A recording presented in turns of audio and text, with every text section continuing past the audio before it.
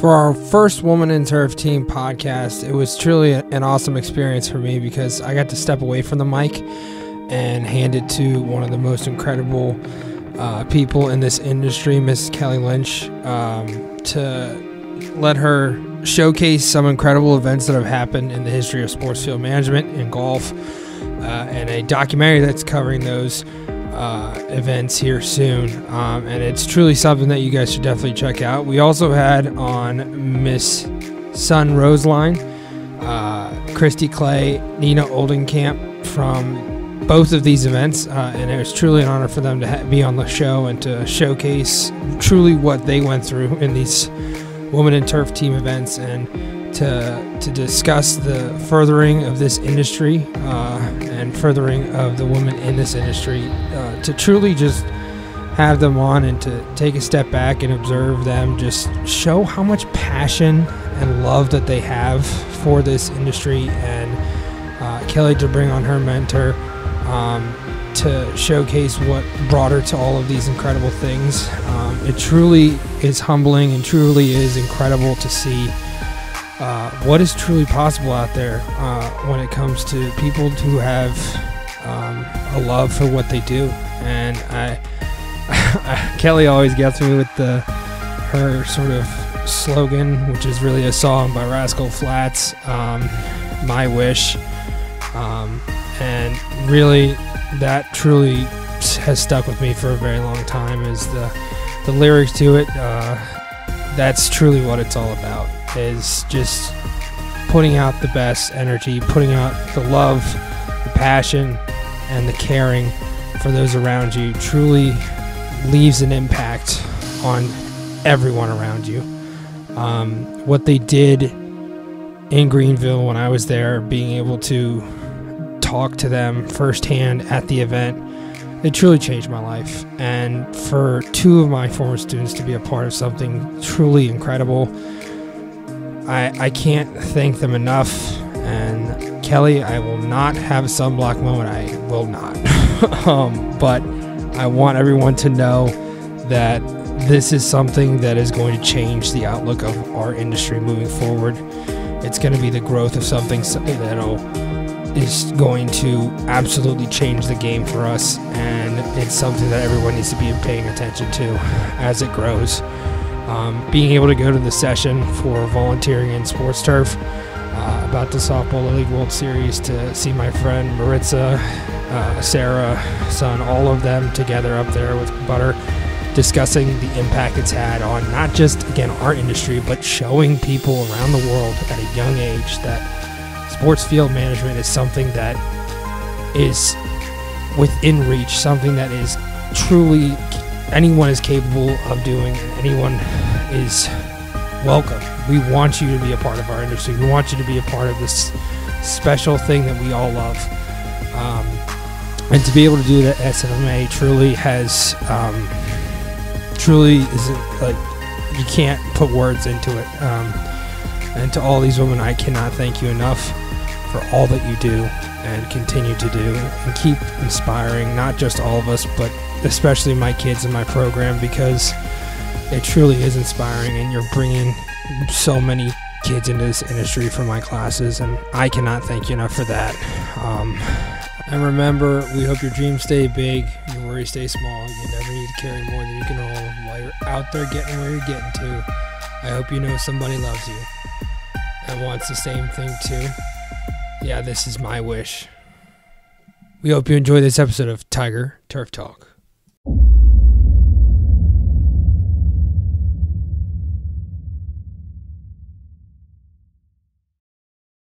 Welcome back at the Pioneer booth here in Salt Lake City at SFMA. We are here with some of the most incredible people in this industry, and I'm very excited to hand the microphone off to a real podcast host, the first one ever on Tiger Turf Talk. Kelly, here you go. You guys have a wonderful time. Thanks, Dialed. If you don't know him by his real name, it's Drew, but we call him Dialed because he's been such an influencer, not only for our group, but certainly a champion for all of us. And Drew, much love.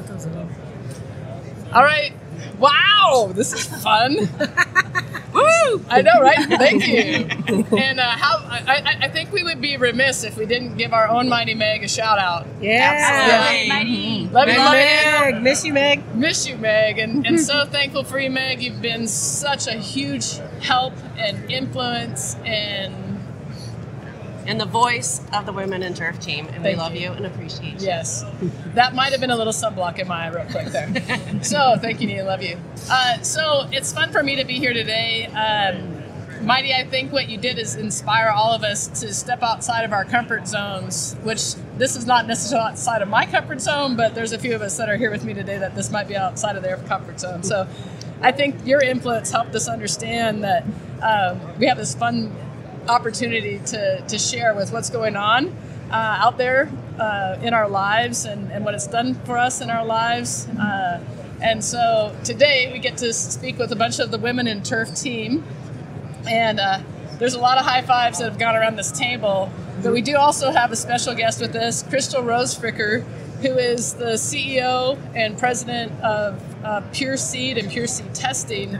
And I brought her along with me to give her a shout out because without Crystal, I would not be here sitting here today, because Crystal's the one who believed in me and the one who allowed me to have access to so many opportunities that I never dreamed would happen in my professional lifetime. And so, Crystal, I love that you're here with us today. And I think we talked a little bit about an origin story of how all of these things started to happen and started to come along. Would you share with us a little bit of, in terms of the bridge that you built for all of us, would you share with us how that bridge was built and what happens as we move forward, as you see the future, Crystal vision, if you will? Thank you, Kelly. It's a real pleasure to be here with these great women. And I think it all started when we were at the Women in Golf with Bear, and they brought in a lot of different women from different aspects of the industry. And I was on the Zoom. That was one during COVID, so we were only able to do it through Zoom. But just seeing the bright talent that is out there and realizing that we have a connection. And I think as women, we have a lot to offer. And a lot of us, it's just our job. This is what we've always done. But this group, I think, has taken it to another level. And the beauty of it is the friendships that are created, and how, you know, Kelly was able to interact with everyone and get people from the golf side and the sports turf side and the seed distributor side, and just all that together, I think, is an amazing story. And just that it got started and how it's evolving and is going to be such an influence, has been an influence, and has allowed us to influence each other, support each other, and kind of build the story of the value of the turfgrass industry. I love that. And I think when we talk about the origin story, there were a lot of high fives handed out along the way. And as we were able to gain some momentum, along comes our champion, Troy Flanagan, at the Olympic Club, and asked Kimberly Gard if she might help him find 30-plus women volunteers from the superintendent side and the golf course side. And Kimberly said, absolutely. And how fortunate are we all to sit here today? We love you, Kimberly Gard. Magic purse. Magic purse. I love it. And so it was with her vision and Troy's vision. I think that the Olympic Club, Troy had thought 5 years prior, once they knew they were going to play host to the Olympic or the U.S. Women's Open, that if he could get a group of women and make a splash, if you would, into the industry. And boy, was his vision correct. And we all had the privilege to be there. And as we call it, break the grass ceiling. And then as we move forward, David Frichte at Pine Needles, in conjunction with Kimberly, was able to also move that needle more and bring a whole bunch of us to the U.S. Women's Open at Pine Needles this last year. And then with the brains and the beauty that all sit here today, there was a crossover event, and we'll talk about that. It came with Sun Roseline and Kimberly Gard and Chris Butter And we just call him Butter. And then as we move forward, and Son, if you might share from there, how you then connected the whole group back to the sports field side. Yeah, sure. You know, that first year at the Olympic Club, in my mind, I kind of envisioned that event being kind of like a drop in like a stone thrown into the pond. And you can imagine the ripples that would extend forever and ever. But I think what Kimberly challenged us to do in the sports field side was to actually make that a skipping stone instead. So we have more ripples that will spread across the industry. And then they also overlap, right? When you skip a stone, those ripples overlap and they come together. And I think that's what the first event did, and hopefully we continue to do in the future. So yeah, Kimberly challenged to set up the challenge to say, what are we going to do in sports fields? And there's a lot of ideas for sure. So getting some sports field managers together all over the country as well, all over their careers. We had some industry veterans. We had 16-year-old high school students. So we spanned the generations. And we got to do what we love to do and do best and we're most passionate about in front of young female athletes to hopefully spark their vision a little bit, to understand that, hey, field management is a profession. There are women who are succeeding at doing this job, and it might be something I want to look into down the future. And I love that you shared that part of it, because when that started to come to fruition now, and I believe that, are you all OGs? Yes. Yeah. And so Son Rosela and Christy Clay, Nina Oldenkamp, all OGs that have been to all the events, that have created the stir. I love the rock in the pond. It was great. Ripples. Mm-hmm. And I did not go to the World Series, Little League World Series. I wasn't there. In my mind, you were. Yeah. Okay. But that's what Her head on a stick. I was on the stick, Okay. but two opens for sure. Okay. And so what is it now as we look forward? You know, we know what's happened. We understand the privilege that we have to be in those venues, to have the opportunities to create really not only the vision for what comes next, but the influence what happens next. So how do we adjust to what happens next? Any thoughts? I'm going to take this just for a second, because right after I got off the phone with Kimberly Gard, I called Nina and I was like, hey, what do you think about this? And her instant answer was, let's do it. So I think that's what happens next. Whatever opportunity comes, let's do it. Absolutely.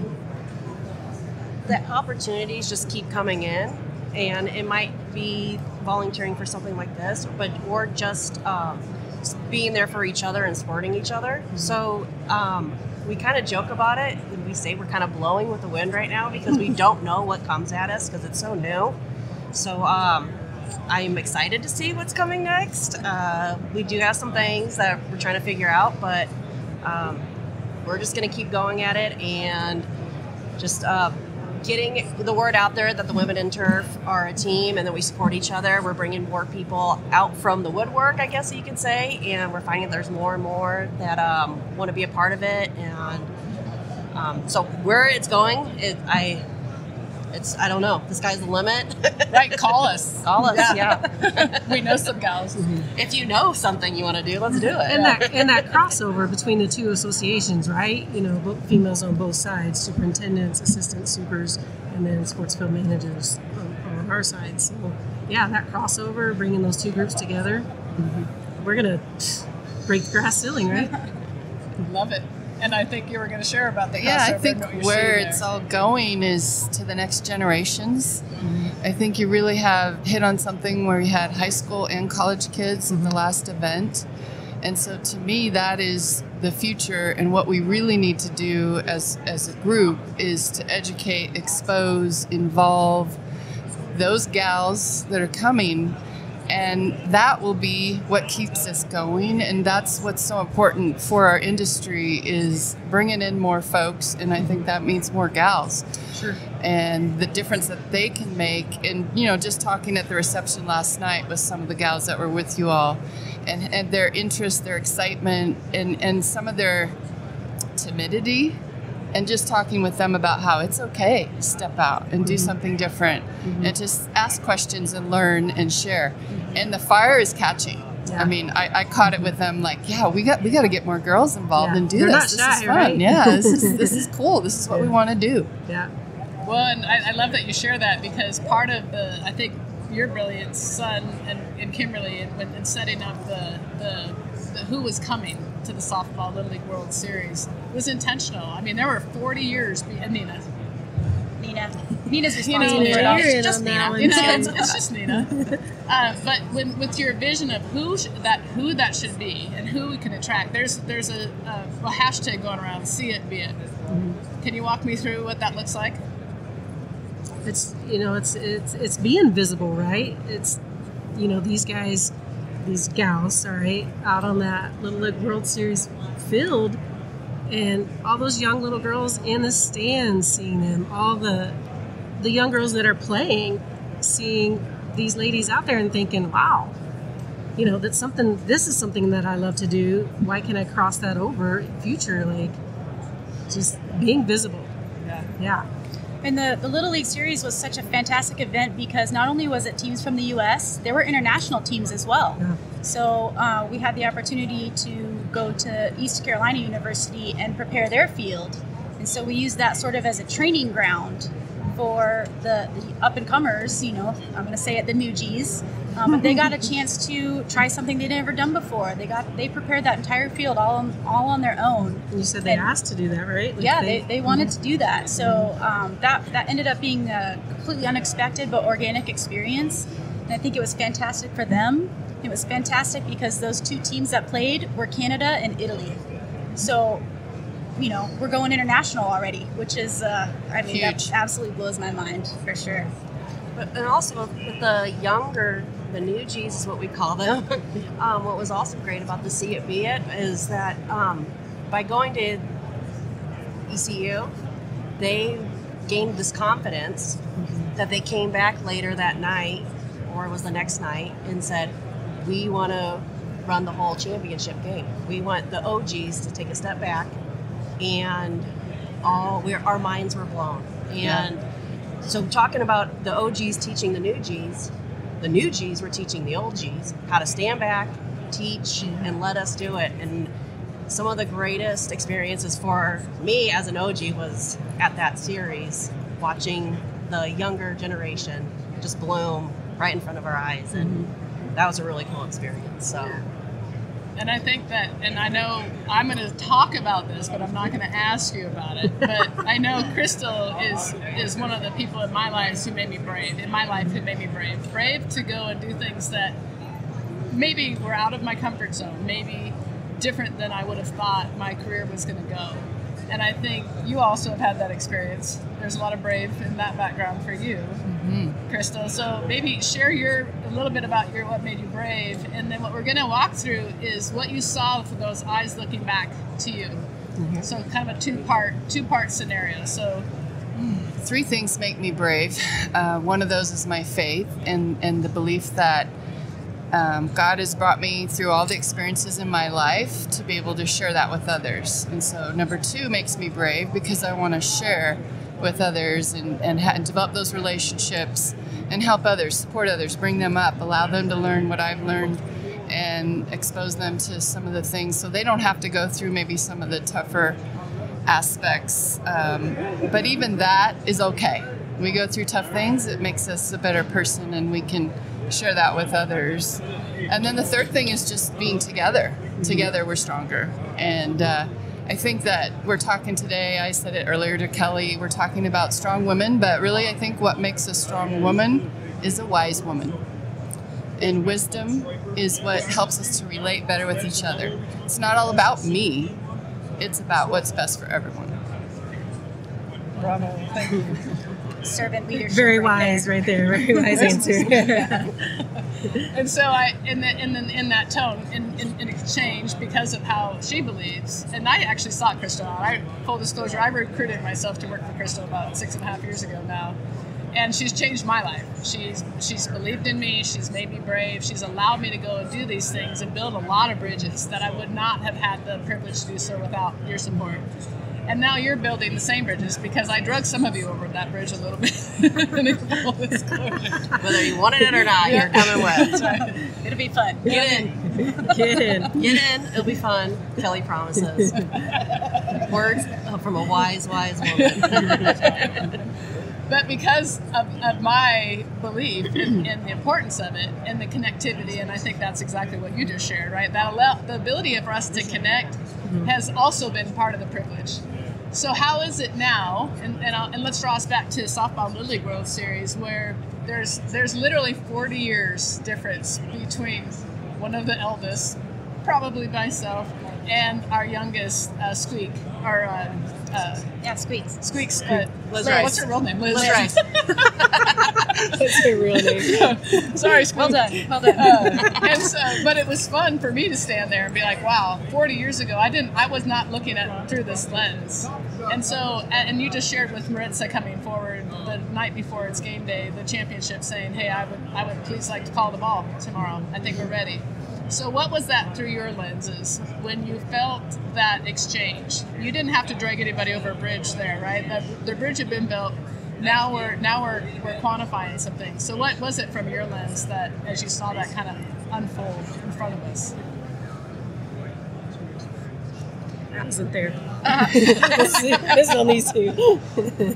For me, it was just a real moment of pride. Like, when I think back in those days when I was that age, I don't think that I would have had the courage and the strength to be able to step up and say, hey, I want to step up. I want to take this on. I want to do it in the big time, the championship game. So a lot of pride for Maritza to feel like she could ask that question and feel safe enough to ask that question, and know that we were all there to believe in them, and that they were going to come out and rock it. So it was really a pride moment for me. I think pride's the word, and we talk about Maritza because she's the one that approached us with the idea. And some know that it was a crying moment because it was, tears of how cool it was, how proud we were of her to see that. And then you just, what's that? A mom moment. A mom moment. but it made me realize what's next too. I mean, having a young girl like Maritza Martinez at, I think she's 25 years old. I mean, I'm blown away by that night. I'm blown away by some actions just during this conference that, that she has done here, like taking a step up, bringing Meg with us. I mean, her wheels are always turning, and not just Maritza, all the girls. Their wheels are turning, and I'm excited to see 5 years from now, 10 years from now, whatever it is with those girls, because they are the next generation, and we are very proud of them. They're bold. Yeah, just to add to that too, for them to have the opportunity, right, was really a impactful moment as well, because it was a first. It was the first time that happened in the sports field world.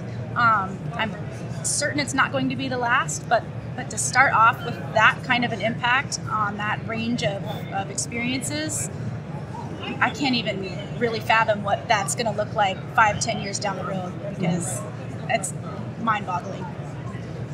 And I love what you shared that, because I'm not certain I thought I would see this in my career. And so I think, is that fair to say, Crystal? Like you didn't even imagine it, right? Like, no, it wasn't even a thought. Yeah, and it's the connective piece too, to me, that not even realizing, for example, the female superintendents that are out there, or assistant superintendents, right. I go travel the world, and I had probably previously met 2. Didn't know there was more than that. Yeah. So same here for sports turf, the amount that they're out there. So connecting that, I think you all made each other brave. You made those young girls brave to prove themselves to you, to show you what they could do. And to echo on that, I think that, and you're all just smile. Like, to me, this is the heartwarming part for me. The difference between having to do something and getting to do something, having the privilege to witness history in the making, having the privilege to be at those tables, to have those opportunities, to see change, to see, we talk about, and I think, and Son, I'll ask you to probably speak on this, because it's part of the 3-step goals of the SFMA. Let me hear this. Let me make sure I hear this part. Okay. And so so honoring what we've just seen, and Christy, you respond with, we just broke the grass ceiling, and that happened at the Olympic Club. Yes. We break the grass ceiling again at Pine Needles. We break the grass ceiling again at the US, Little League. about to Little League. Thank you. And then the next U.S. Women's Open is at Pebble Beach. And full disclosure, we're coming. And Bubba, shout out to you, Bubba, at Pebble Beach. When you met us at the Olympic Club, you said, "Bring him. This is he cool." did. He That's did right. that morning, 4 o'clock in the morning. He came to meet us all. Remember that day? Yeah, that's right. And so I think that the gift is that now we've witnessed it, we're experiencing it, we're actually living it. And so as I look at Sun as the new president of the SFMA, I know, Thank you. I'm impressed. and to see what your journey has been, and then to see what your vision is. And then how does that move you in terms of, I think it's your third principle in terms of the goals of the SFMA moving forward. What has it been like to be through this experience, now the sitting president for the SFMA, and knowing that one of the goals is to create more opportunities to reflect on the population? Yeah. I mean, it's certainly a tall task, right? But like Dr. Devin Carroll talked about yesterday, simple labor needs, women are roughly half of the population, and we are roughly 4% of this membership of this association. So, I mean, I'm no statistician, but I'm just going to say that that's a little 2% in golf. 2% golf, under 1.9, I think, or 1.8% golf. So there's clearly room to grow there, and we need more emerging professionals. We need more people in this industry. So seems like a pretty simple match to me, but I'm not sure I can find the words to describe what it's like here yet. Okay, still coming. It's a little fresh, right?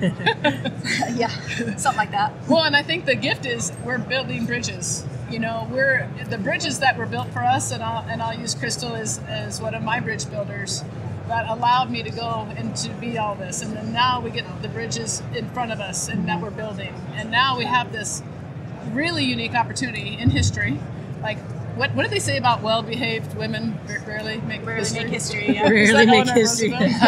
We are not well-behaved, right? We can be on our best behavior, but we don't need to. When we have to be, we will be. Yeah. And so, as we build these bridges moving forward, knowing with the champions that we have, all who are standing here with us, whether you're with us here in person like Mighty is, or not in person like Mighty is, or with all those that supported us, what do those bridges look like moving forward? And what does this do in terms of momentum that we already have, calling it a groundswell, breaking the glass ceiling? How do we continue to lift up opportunity and lift up the passion for what we're doing? That's a long question. That's a long question. Right now, just sitting here, I just keep thinking about how when I first started, coming to these conferences or being involved in this industry, there was no other women that really were out there. So when you came to some of these stuff, you didn't feel included. Mm-hmm. I think a big part about just everything that we're doing or the volunteering, you feel like you belong. You feel like you're appreciated. So when we have, just like a comment yesterday, Kathy with Bulldog, she thanked us we forced her to go to the Women's Open because she says, I don't belong there. I don't know turf. I don't belong there. And I'm like, no, you are a woman in turf. You belong there. You're one of us. You support us. And she loved that Women's Forum lunch yesterday. What Dr. Devin Carroll had to say was mind-blowing. And she turned around and she thanked us for dragging her across that bridge.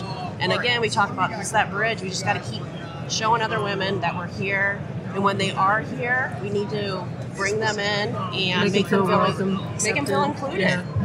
And that's what we all look for, is just to feel included and belong to something. And and now this is the most women I've ever seen at the SFMA. Sure, it's the largest women's luncheon. Yeah, and it's just like, how cool is this? And then we grab those women and we're like, Maria from Spain, come with us. You're coming with us. She knew nobody else here. She had nobody else here, and we're like, no, you're coming with us. You're a woman in turf in Spain now. So building that bridge. We're gonna go overseas. We're gonna make it international. Yeah, we're going to Spain immediately. However you see to make that bridge, keep building that bridge. It could be just including people. It could be, just bringing them apart of something, dragging them across that bridge, like Kelly says. Yeah. Maybe we should come up with a better term for that. Yeah, that doesn't sound good. Work on that one. We're going to work on that Let's one. not use that as a soundbite. New slogan. I got to add to the groundswell piece too, because it's not just at this level. Like Nina's the president of Nebraska Turfgrass Association, so Presidente here. Christy Clay is the executive director of the Colorado SFMA chapter, as well as the Rocky Mountain Regional Turfgrass Association, on top of her day job. So, I mean, the drive, the inspiration that's sitting right here in these two women it's what keeps me going as well. So, I mean, not only are we dragging other people, but we're also lifting each other up too. So I mentioned that to the girls in a group text message that if it wasn't for them, I wouldn't even have went for the board. I wouldn't even, I show up to the conference and I'm just like, I'm the only girl here, and I saw what everybody else was doing and I thought, oh, let's make a change. And Son would say things like, Nina, somebody's watching you. And it might be hard at times, but somebody's watching you. And I just like, okay, and that really just made me want to be more. And, just maybe somebody is watching me. So They are. For sure. I had an epiphany at the golf course show for the panel of gals, that spoke there when one of the dads stood up and just said, thank you so much. He brought his daughter to the luncheon to hear the panel. And, my dad started our businesses in the grass seed industry, and I'm the oldest child, but I have a brother who runs our farm. But he basically passed the reins to me to several of our businesses and had the confidence in me. And what that dad said was, thank you for showing the opportunity that my daughter can have. And, I think there's a lot of men in the turfgrass industry that this is just opening eyes. Yeah. My daughter could get involved in this, and I want her to meet you guys.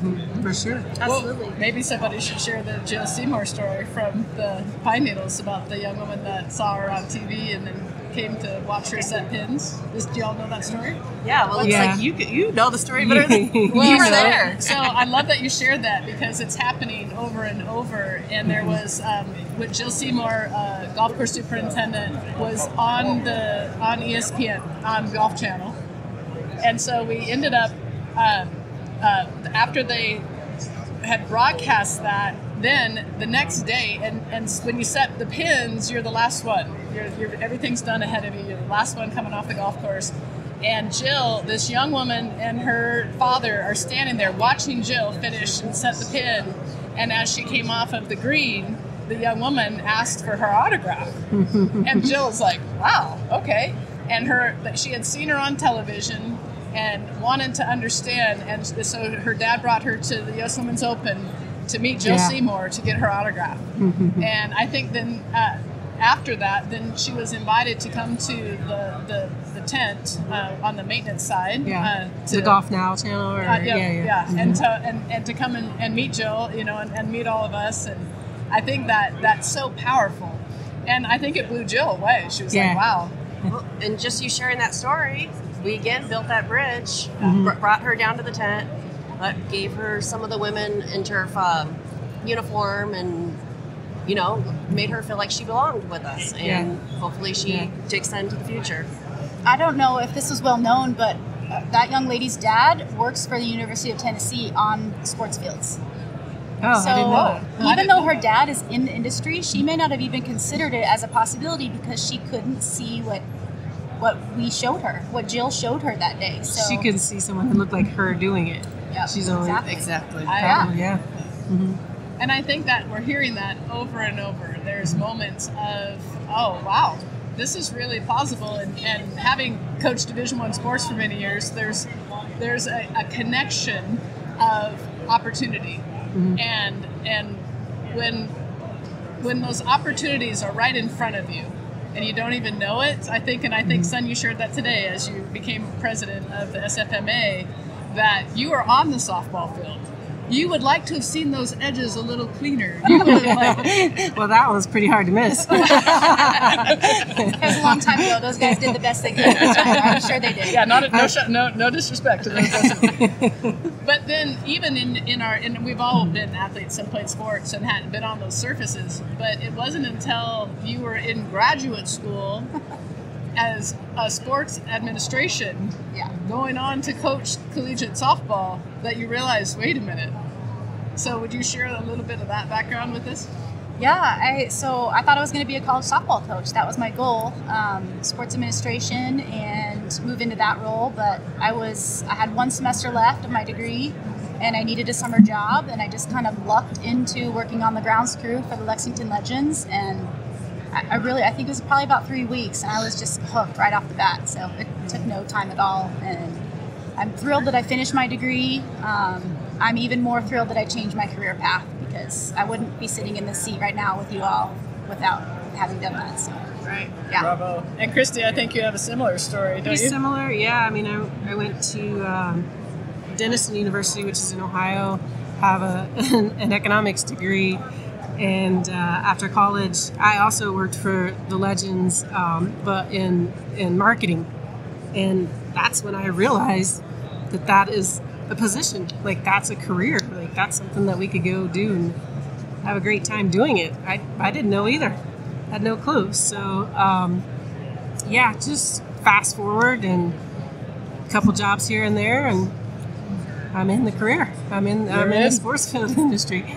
Now we're our crew of 2. That's our badass walk crew us of through 2 that. right here. Yeah, in your spare time, right? There's a good chance that we're the only all-female everyday crew anywhere, because it's just the 2 of us Right. that manage our high school stadium. So we'll work really well together. Clearly, it's been a Clearly. good run How many so years? Far, so. How many years? 15 15 years. Something like that. Awesome. total. Total. High five. And Nina, how many years for you? And this is also a unique path, because we believe you might be one of a kind. Oh yeah. Well, we already knew that. I mean, let me rephrase that. Yes, you are. You She are is. certainly one of a kind. Yes. Thank you guys. In a we loving, won't tell those stories. supportive way. No. That's a compliment. Yes. I don't know. I have been in the industry for, I think, 15 years. I think I'm on my 16th year. I started, same with you guys, I went to school. I have a management and marketing degree also. And I knew I wanted to do something with sports, like promotions and advertisement for, maybe a ball field in the area. So kind of started digging into that. And then my father and godfather started a company in Omaha, and they renovated and constructed athletic fields. So on the weekends, I would help do, throwing some, I'm a young girl, I have some muscles, throw some 50-pound bags around, and I love being outside, I love sports, and I just fell in love with hard work and working with there's so many people involved in it. I mean, the people you meet, whether it's the players, the coaches, the schools, there's so many people out there to meet. So you make a lot of friends, and you just grow a passion for what you do. And 15 years later, I love what I do, and it's very rewarding to tear something completely up and then put it back together and make it a beautiful masterpiece. So. Indeed. Rockstar. Rockstar. And I think, Crystal, you didn't necessarily start out in at breeding grass. You were led there, right? Actually, I started working at the research farm when I was 13. So it's been over 40 years of breeding grasses, really, if you want to count my summer job. But an accounting was in your background, I was too. going to be an accountant, believe it or not. Yeah, my dad's like, really? You want to stay inside all year round? He's like, no, you don't. So he took me to Oregon State, and there was a woman barley breeder. And I'm like, wow, same idea. I saw that she could do it. And I'm like, that's my summer job. I want to do that. And so I transferred colleges, and the rest is history. And I think I could say the same for myself. My undergrad was business administration, organizational leadership. I knew I had a lot of privilege because I was on the golf side for many years. And it wasn't until, I guess, 9 years ago now that I realized what a different opportunity was on the other side of the putter, if you would, because I played a lot of golf. But now I get to respect that whole, just everything that goes into those surfaces. And I think we all have said this at one point or another, that the privilege that we have, whatever the influence that we have over it, is that we're creating some of the most pristine playing surfaces for these championships, which is essentially our championship. And yet here are these athletes in all different varieties from all over the world now that have experienced their championship while in tandem with what we would consider our championship. And so there's a complete difference in the ability to connect all of that into one big happy group. And I think that was part of the goal, is that there's this next layer of inclusion. There's this next layer of championship, if you will. And now those that were champions for us and continue to be, and the champions that we are for now, who comes next and what comes next. And so if you would share a little bit, I think we're getting close. I don't know what time. I think we have a few minutes here, but there's some layers of championing. Is that a word? Yeah, sure. Championing. Championing, sure. Yeah, it's a new word. Going with it. To champion for. To champion for. Thank you. See, I just need a moderator. And so, and then championing for our lives, right? Because one of the things that all of this has created is the need for balance in our lives. We all have big jobs. We have big responsibilities. We all have big things to do in this world. So maybe share a little bit about what balance looks like. We don't know yet. We're still trying to figure it out. We are still off balance. We are aware that there is a thing that we need to figure out called balance. Yeah. Being a mother, a wife, vice president of operations, being a woman in turf, you just have to figure out. There's a lot of important things you need to be a part, and you just got to figure out how to make all those things work, or which ones are more important at the time. And because we never want to say no, right? Like, we want to do all the things. Yeah, but you got to remember to keep, you have family, you got to make work happy, and then you also got to make yourself happy. And I think that these are kind of maybe little maybe selfish things-ish, that make us happy. Because I don't want to say no to a single woman in turf event, because that makes me happy. But I do have to figure out which ones are the ones that we can be a part of. You got to keep a little of your peanut butter, Nina. Yeah. Oh, we're talking about the peanut butter. Yeah. Should we? I don't know how much time he's eyeballing. He's busy. So real quick, in life we all get one jar of peanut butter, right? And we sit here today and we share peanut butter and we smile. My heart is so full of joy, but my peanut butter jar is overflowing. But there has also been many times where my peanut butter jar was quite empty because I didn't understand, and this is another where I would give Crystal a shout out of what balance looked like. That I could give a lot of peanut butter, but I would also need to fill up. And I wasn't at my best, and there are still times, trust me, that if my peanut butter isn't full, I'm not able to go and give everything I have in order to continue to fill. I thought you were saying peace. Thanks. Peace. Yeah, that's right. Peace. Right there. And so I think that's the gift, right? We sit here today. We fill each other's peanut butter up.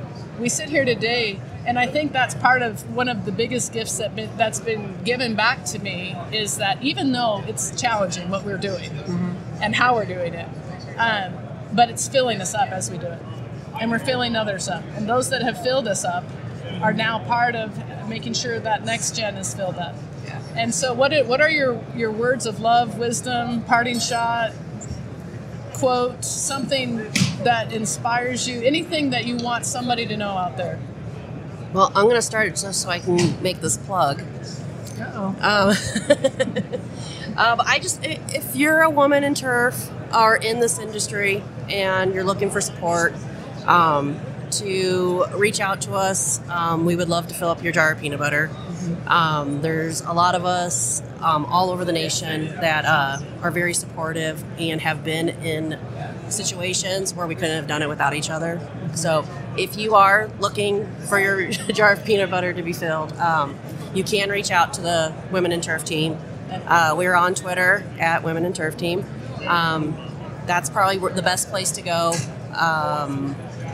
You can message us on the Twitter page. Also, would like for people to check out the Women in Turf Team documentary series that's coming out in February. And you can just kind of see what magic happens when we're together.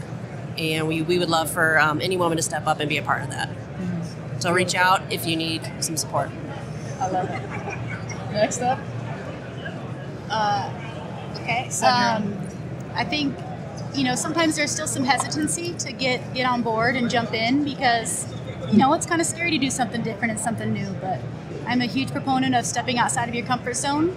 And I say, I'm going to quote you, Kelly, actually, get in, it'll be fun. Get Kelly in, promises. it'll be fun. I promise. I'm going to steal that. I like that quote. Yeah, you can have it. Yeah. If you don't have to steal it. Yeah, still get in and be fun. Get in, it'll be fun, I Get in, promise. it'll be fun. All right.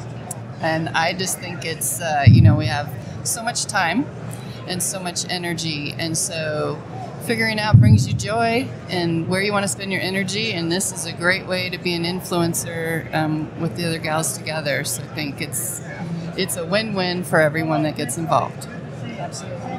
I want to say probably just take advantage of the movement that's going on right now, right? Like definitely identify it, visualize it, reach out to us for sure. Like do not be afraid to reach out. Sorry. We're good. All right. No. It's dialed. He'll let us go a little over. Yep. All right.